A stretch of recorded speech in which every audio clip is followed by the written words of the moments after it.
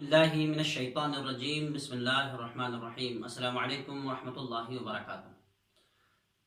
यूँ तो अगर देखा जाए तो हमारी जो ज़िंदगी है बहुत बड़ा टाइम पीरियड लगता है, लेकिन हम उसको उस अंदाज़ में इस्तेमाल नहीं करते हैं जिस अंदाज़ में हमें उसे इस्तेमाल में लाने की ज़रूरत है। इस बात की अहमियत को मैं एक अज़ीम मुफ़क्किर, अज़ीम शायर और सूफ़ी मिज़ाज शख़्स मौलाना रूमी के बयान करदा एक वाक़ये के तनाज़ुर में आपकी खिदमत में पेश करने की कोशिश करूँगा कि मौलाना रूमी फरमाते हैं कि एक मर्तबा ऐसा हुआ कि एक फ़कीर जिसे एक कीमती और अनमोल हीरा मिल जाता है, वो उस हीरे को लेकर जौहरी की दुकान पर चला जाता है और जौहरी से कहता है कि मुझे इसके एवज़ कुछ दे दो। तो जौहरी उससे हीरे को देखकर चौंक जाता है, हैरान हो जाता है कि इतना कीमती और बेमिसाल किस्म का हीरा है, इसकी कीमत मेरे पास नहीं है। अगर मैं पूरी दुकान आपको दे दूँ, इसके मुकाबले में दे दूँ, इसके एवज़ में दे दूँ, लेकिन फिर भी कम है। कहा कि ए शख्स, मैं तो इसकी कीमत नहीं चुका सकता। आप ऐसा कर लें कि इसे बादशाह वक़्त के पास लेकर जाएँ, शायद वो आपको इसकी कीमत अदा करें।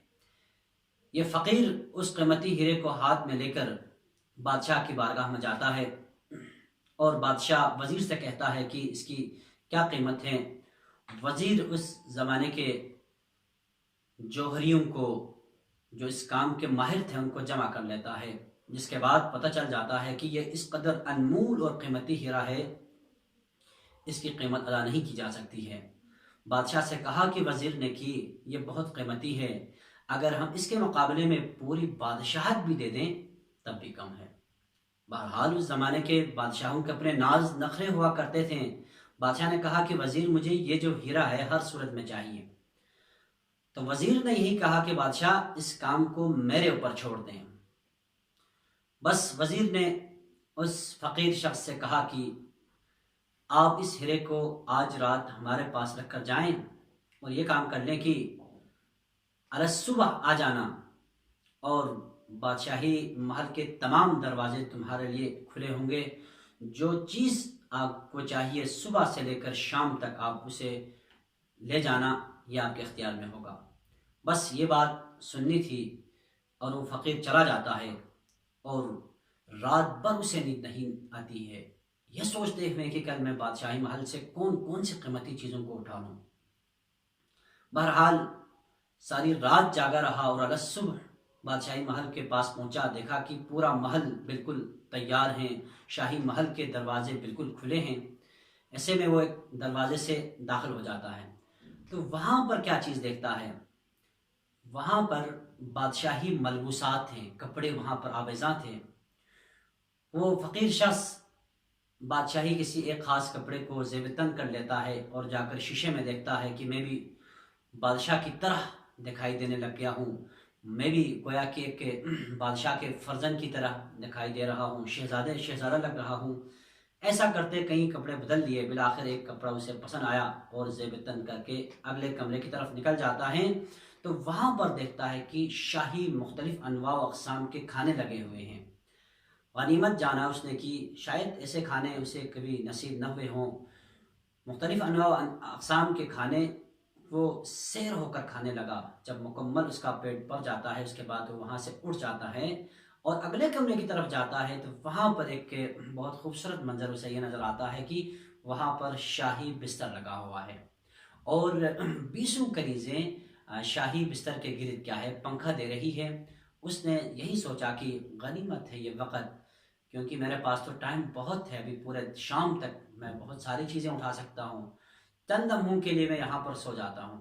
लिहाजा वो फ़कीर शख्स शाही बिस्तर पर लेट जाता है। रात भर का जागा हुआ, पेट भर कर खाया हुआ शख्स अब ऐसे सो जाता है, जब उसकी आँख खुल जाती है तो उस टाइम दरबान जो था उसके कंधे को हाथ लगाकर हिला रहा था, कह रहा था कि आपका टाइम ख़त्म हो चुका है, अब आप बाहर जा सकते हैं। ये सुनना था। वो फ़कीर शख्स हैरान और परेशान हो जाता है और मुख्तलिफ चीज़ों को समेटने की कोशिश करता है। तो दरबान कहता है कि ख़बरदार, अब के बाद अगर आपने एक चीज़ भी उठाने की कोशिश कर दी तो आपको उसकी सज़ा भुगतनी पड़ेगी। दोस्तों, اب بالکل اسی طرح سے ہیں کہ ہم اپنی زندگی یا ٹائم، یہ وقت جو ہمیں اللہ نے دیا ہوا ہے، اس کو ہم یہی سمجھ کر کہ ہمارے پاس تو بہت ٹائم ہے، میں تو ابھی جوان ہوں، میں جب اندھیڑ عمر میں جاؤں گا، بڑھاپے کی طرف جاؤں گا تو اللہ کی طرف جاؤں گا، اچھے کام کر لوں گا۔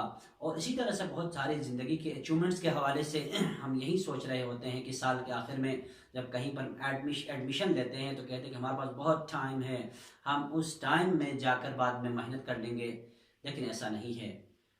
بالکل اسی طرح سے ہے کہ یہ انسان اس طرح کرتا ہوا کہ ٹائم پاس کرتا ہوا، اس وقت کی قدر کیے بغیر ایسے گزر رہا ہوتا ہے، ایک وقت ایسا آ جاتا ہے جب موت کا فرشتہ مجھے اور آپ کو ندا دیتا ہے، تو اس ٹائم پہ ہمیں لبیک کہنے کے علاوہ کوئی چارہ نہیں ہوتا۔ اس ٹائم انٹل بہت ساری احادیث میں یہ ملتا ہے کہ احادیث میں ہے کہ جب انسان مر جاتا ہے تو بارگاہ الہی میں دست بدعا ہوتا ہے، پروردگارا مجھے کچھ لمحوں کے لیے کچھ مہلت عطا کریں کہ میں ایسے ایسے عظیم کام انجام دوں گا جو میں اب نہیں کر چکا، تو کہا جائے گا کہ اب آپ کا ٹائم ختم ہو چکا ہے۔ تو لہٰذا دوستو یہی وقت ہے، یہی ٹائم ہے، خاص کر ماہ مبارک رمضان، جس میں ہم بہت سی ہماری جو چیزیں رہ گئی اس کو ریکور کر سکتے ہیں۔ اللہ نے اس ماہ مبارک کو بہت زیادہ فضیلت سے نوازا ہے۔ مثلاً دیکھیے یہاں پر قرآن کی ایک آیت کا ثواب آپ کو پورے قرآن ختم کرنے کا ثواب، اسی طرح سے ہر عبادات کا، ہر کام کا، تو جتنے نیک کام ہو سکتے ہیں ہمیں اس ماہ مبارک رمضان میں اس کو انجام دینے کی کوشش کرنی چاہیے، تاکہ ہماری زندگی کی جو کمیاں، جو کوتاہیاں، جو ہم سے چیزیں رہ گئی ہے وہ کیا ہے، وہ دوبارہ سے ریکور ہو سکیں۔ انہیں کلمات کے ساتھ میں اجازت چاہتا ہوں۔ السلام علیکم ورحمۃ اللہ وبرکاتہ۔